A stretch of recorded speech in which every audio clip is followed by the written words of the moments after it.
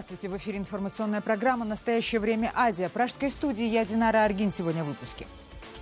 Без права на свободу. Кыргызский суд оставил в силе приговор известному правозащитнику Азимжану Аскарову. Пожизненное заключение.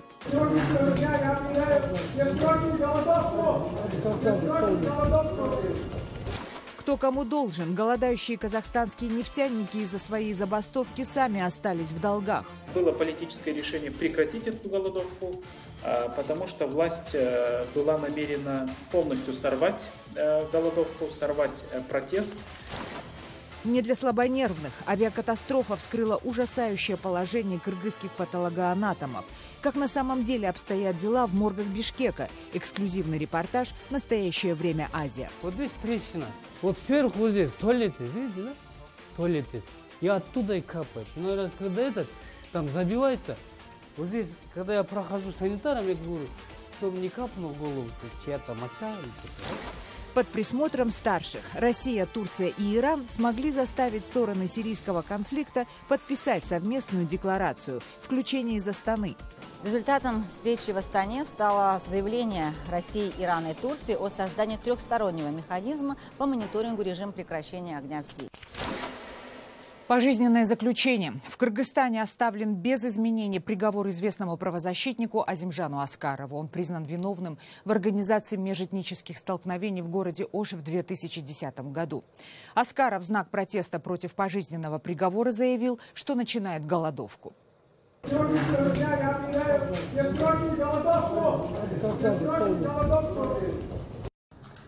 Азимжан Аскаров был задержан 15 июня 2010 года во время конфликта между кыргызами и узбеками.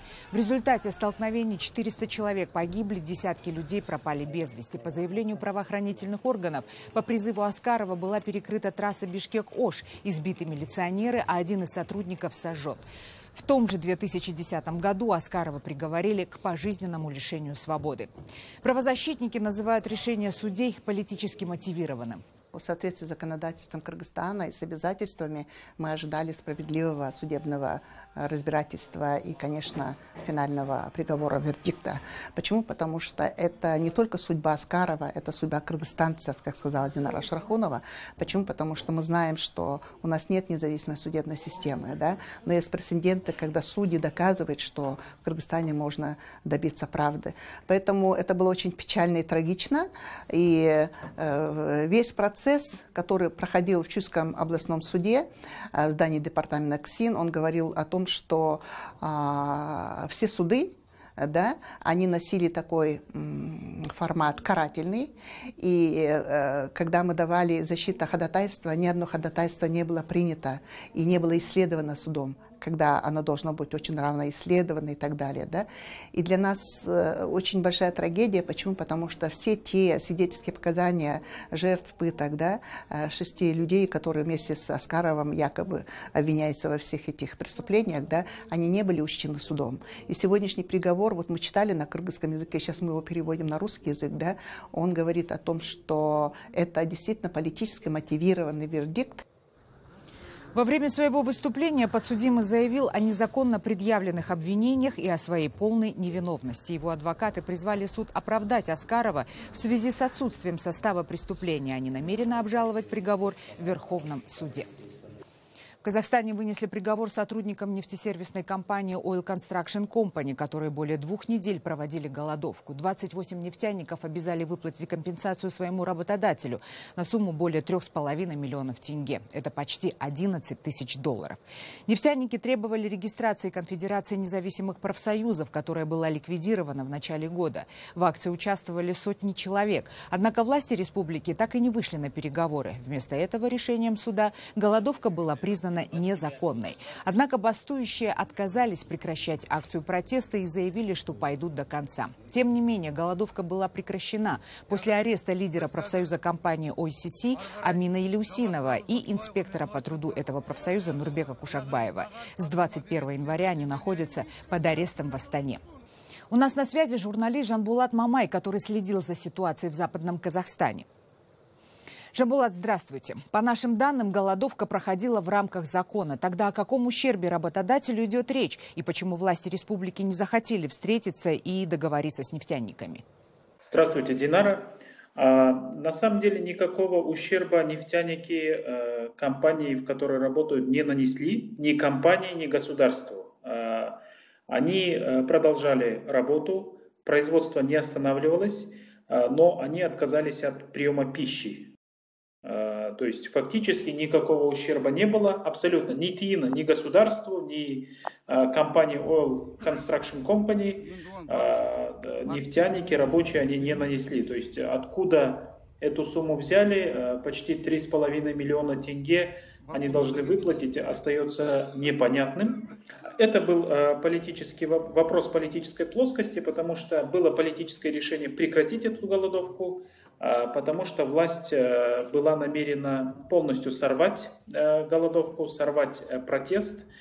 Почему? Потому что действительно вот эти протесты нефтяников, они ширились. Сначала голодали несколько десятков человек, потом к ним присоединились почти 400 работников, потом стало 700 работников и доходило до 1000. Власть испугалась того, что протесты будут шириться, что все больше и больше работников, нефтяников будут присоединяться к этим требованиям, то есть перерегистрации Конфедерации независимых профсоюзов. И поэтому они были настроены просто разогнать, подавить этот протест на корню. Поэтому вот 2 профсоюзных лидера были арестованы, они сейчас посажены на 2 месяца. Поэтому сейчас, я думаю, власть просто превентивно уничтожает все профсоюзные организации, пытается подавить все протесты, пытается обуздать все эти недовольства. И я думаю, что они сейчас работают на перспективу. Спасибо, Жамбалат. Президент Узбекистана Шавкат Мирзиёев предложил отменить закон о выездных визах. Проект указа, в котором содержится предложение об отмене выездных виз, размещен на правительственном сайте. Система выездных виз действует в Узбекистане с советских времен. Каждый выезжающий должен не только запросить у властей разрешение на пересечение границы, но и обязан регулярно возобновлять выездную визу. Запрету на выезд постоянно подвергаются неугодные узбекским властям персоны, которые вынуждены оставаться на территории страны под контролем спецслужб. В проекте указано, что отмена устаревшего закона предусматривается в 3-м квартале этого года. Кроме Узбекистана, выездные визы действуют только в Северной Корее. Авиакатастрофа турецкого грузового «Боинга» под Бишкеком обнажила множество проблем. Сразу после трагедии в Республиканский центр судебно-медицинской экспертизы стали поступать тела погибших. Именно тогда общественность узнала, в каких жутких условиях работают кыргызские патологоанатомы. Антисанитария, прогнившие трубы, устаревшие моральные и физические оборудования и инструменты. А вдобавок к этому запрет жаловаться на нечеловеческие условия работы властям. Шавкат Тургаев побывал в мрачных кабинетах бишкекского морга. Некоторые кадры в этом сюжете могут вас шокировать. Для сотрудников морга и тех, кто привозит усопших на экспертизу, неприятности начинаются еще снаружи. Когда дожди идут, вот здесь водой поливать, полностью вода. И люди проходят вот таким образом. Я своих попросил вот этот бордюры, когда ремонт дорогу делали по Донецкой улице, я попросил принести оттуда тайком вот эти бордюры, чтобы люди прошли своими. Стены, покрытые плесенью, пожелтевшие от сырости и влаги потолки – это еще не самое страшное. Здание судебно-медицинской экспертизы сдали в эксплуатацию 30 лет назад. Капитального ремонта здесь не было никогда и, похоже, не будет еще долго. Вот здесь трещина. Вот сверху вот здесь туалет есть, видите, да? Туалет есть. И оттуда и капает. И, наверное, когда этот там забивается, вот здесь, когда я прохожу санитаром, я говорю, чтобы не капнул в голову, что чья-то моча или что-то, да? Трещин в стенах очень много. Почему здание до сих пор не признали аварийным, удивляются и сами сотрудники. Из ржавых и прогнивших труб отовсюду течет вода. С трудом своими силами не так давно их подлатали, но хватит ли надолго? Чтобы вот это все поменять, под шахтой все надо трубу вырезать и каким-то образом вытащить и провести горячий воздух. Здесь повсюду смрад от трупов. Кажется, что жуткую вонь не чувствуют только работники, уже привыкшие каждый день дышать зловредным запахом. Основные орудия труда для вскрытия тел, кухонные ножи, пилы и другие инструменты для дома. Денег на покупку спецпринадлежностью Минздрава нет. Этажом выше ситуация немногим лучше. Едкий запах добрался и сюда. Обшарпанные полы, дырявый линолеум на каждом шагу. Маски, перчатки и даже мыло. Все лаборанты покупают за свой счет. Все настолько старое, что подаренный спонсорами современный термостат на этом фоне выглядит нелепо. Мы как приехали, с тех пор ни разу не делалось у нас ремонта в нашей лаборатории. Вот посмотрите, мы спотыкаемся и закрываем эту кружку, чтобы не убиться. Вот в таких условиях мы принимаем и потерпевших, и обвиняемых, и трупное. Все у нас в этой лаборатории. У нас даже элементарно нет перчаток. Бумагу покупаем, клей покупаем за свой счет. Оборудование и прочая техника не менялись с советских времен. Некоторые аппараты и вовсе в единственном экземпляре и тоже дышат на ладан. Если и они выйдут из строя, то проводить экспертизы будет просто не на чем. Вот этот аппарат называется хроматограф Елхем-72. Это год выпуска 1976 года. Работает около 40 лет уже. Это единственный аппарат, который определяет алкоголь в крови, моче, мышцах и желчи. Вот это по республике он единственный. На днях Департамент здравоохранения Бишкека распространил телефонограмму, который запретил врачам обращаться к президенту, парламенту, правительству и в другие вышестоящие органы за дополнительной помощью. Вместо того, чтобы улучшить условия труда, чиновники заставляют медработников закрыть рты и не жаловаться, а за непослушание грозят увольнением. Сотрудники судмедэкспертизы говорить о проблеме не боятся. Да и перспектива остаться без работы, за которую платят гроши, их тоже не сильно пугает. Здесь средняя зарплата сотрудника менее $100. Шавкат Тургаев, Азат Интымаков. В настоящее время Бишкек, Кыргызстан. Далее в программе. Под присмотром старших Россия, Турция и Иран смогли заставить стороны сирийского конфликта подписать совместную декларацию «Включение из Астаны». Результатом встречи в Астане стало заявление России, Ирана и Турции о создании трехстороннего механизма по мониторингу режима прекращения огня в Сирии. Когда будет мир в Сирии? Ответ на этот вопрос искали в Астане. В столице Казахстана завершились многосторонние переговоры. Несмотря на разногласия, об этом не раз говорили как члены оппозиционной делегации, так и представители Башара Асада, сторонам все же удалось принять совместное решение. Помогли им в этом посредники – Россия, Турция и Иран. Подробнее об итогах сирийских переговоров из Астаны Шахида Якуб. Результатом встречи в Астане стало заявление России, Ирана и Турции о создании трехстороннего механизма по мониторингу режима прекращения огня в Сирии. В принципе, как сирийская оппозиционная сторона, так и правительственная сторона выразили свое удовлетворение созданием такого механизма. Однако, по словам главы сирийской оппозиционной делегации Мухаммада Алюша, очень важно перейти от слов к делу. Нужно, чтобы не только говорили, но и делали, чтобы было полное прекращение огня в Сирии. Он также сказал, в первый раз мы от сирийской оппозиции услышали то, что Россия становится серьезным и надежным партнером в переговорном процессе, и что Россия в какой-то степени уже уходит от полностью поддерживания Башара аль-Асада.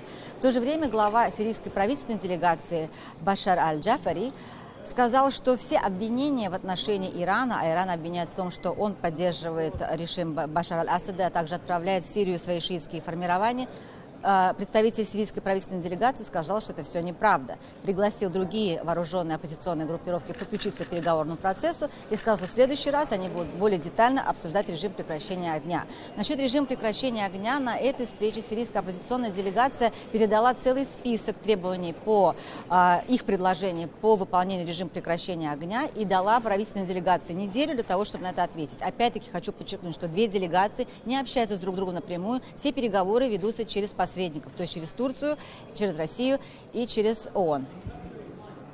Следующим этапом переговоров по Сирии станет международная конференция. Она намечена на 8 февраля в Женеве. Как предполагается, в ней впервые примут участие представители вооруженной оппозиции. Впрочем, все будет зависеть от тех договоренностей, которые будут достигнуты без телекамер, за кулисами. О том, как проходила конференция в Астане, в нашем следующем материале.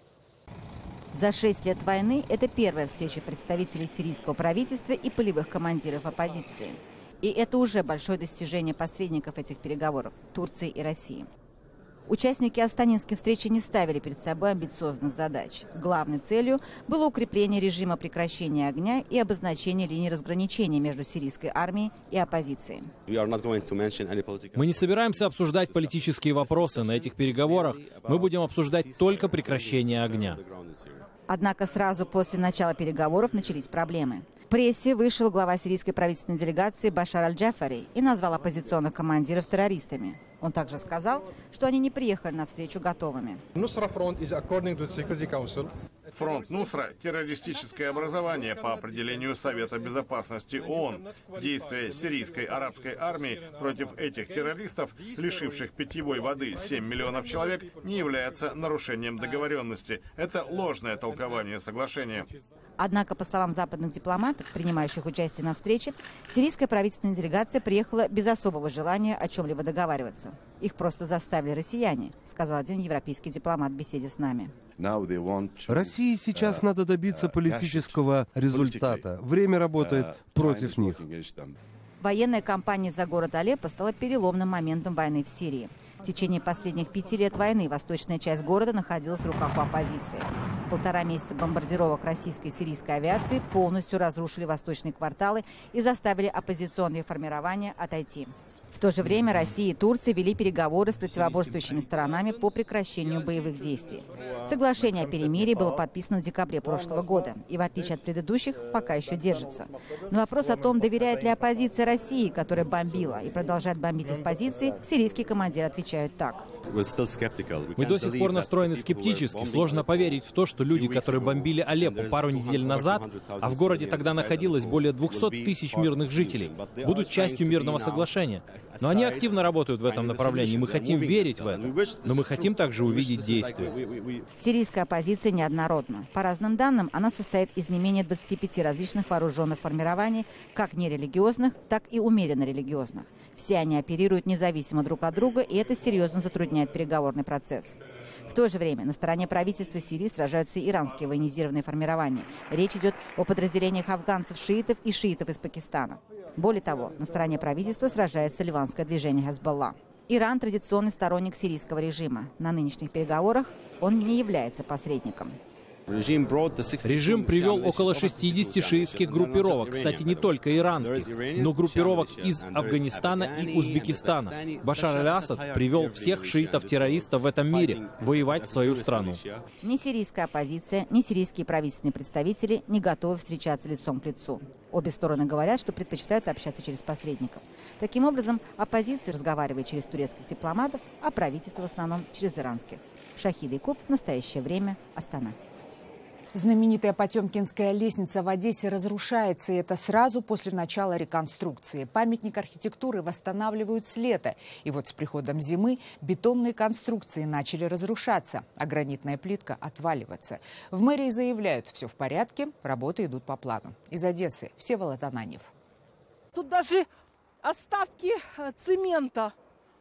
Вот они. Потемкинская лестница – главный символ Одессы. Активистка Галина показывает борозды от талой воды и разрушенные ступени. Нынешней весной власти решили реконструировать знаменитую лестницу. Закрыли от посторонних глаз. Гранитные плиты ступени сняли. В таком виде конструкция простояла до снегопадов. Все это было, естественно, брошено на произвол судьбы.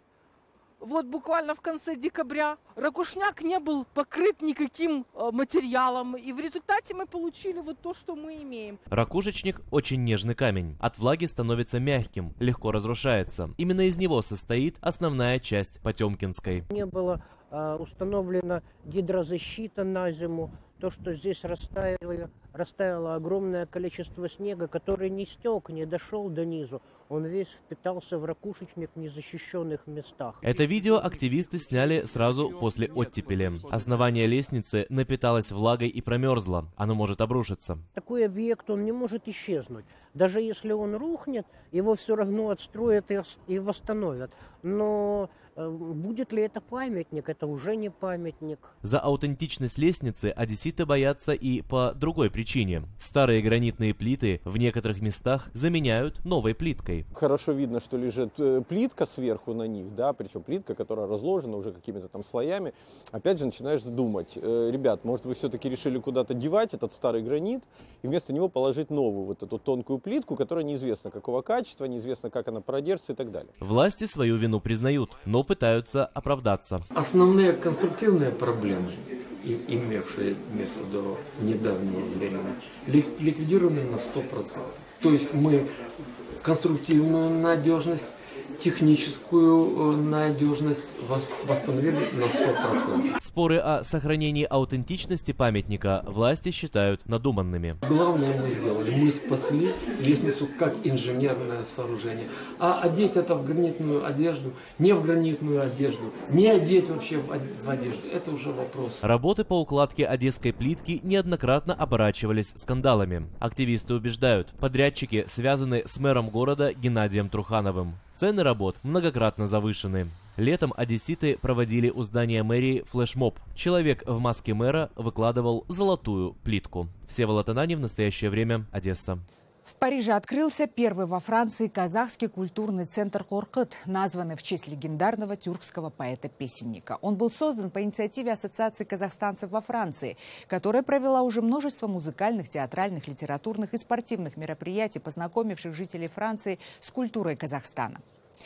Одна из задач центра «Коркыт» – обучение казахскому языку. Этой возможности особенно обрадовались французы, усыновившие казахских детей. Я усыновила ребенка из Казахстана. Он носитель двух культур. Живет во Франции. Поэтому для моего сына открытие центра по обучению казахскому языку – очень важное событие. Я очень рада, потому что мне одной было бы трудно научить всему моего сына. Живущих во Франции казахов, особенно молодое поколение, наших детей нужно обучать казахскому языку, потому что во Франции нет ни одной казахской школы. Когда дети идут в школу, они учатся на французском языке, познают французскую культуру. Но ведь эти дети казахи, а поскольку они казахи, мы будем стараться, чтобы наши дети знали казахский язык, знали свою родину, Казахстан, учили казахский язык. Поэтому такой центр очень нужен для нас. Пока казахский культурный центр «Коркыт» находится в стенах турецкого посольства, поскольку казахстанское посольство в помощи в очередной раз отказало. Тем не менее, создатели центра надеются, что в будущем они смогут пригласить гостей в собственное здание. Мы все делаем собственными силами. Нам помогло сегодня посольство организовать этот вечер. Также мы снимаем у турецкого центра культуры 4 дня в неделю для занятий зал. Но, конечно, мы очень мечтаем о своем центре, о своих стенах, чтобы мы могли встречаться здесь на полных правах, уже, как бы сказать, не ущемляясь и не чувствуя неудобства. Вот. И мы очень надеемся, что в Казахстане будут неравнодушные люди, меценаты, люди культуры, которые также будет важно, как и нам, чтобы дети и даже взрослые продолжали изучать и делать так, чтобы наша культура стала открытием для всего мира. Потому что культура – это все-таки то, что остается после нас на всю жизнь. Это были все новости, о которых мы хотели вам рассказать. Читайте нас в социальных сетях и смотрите на сайте currenttime.tv. Мы встретимся с вами завтра в это же время. Всего доброго.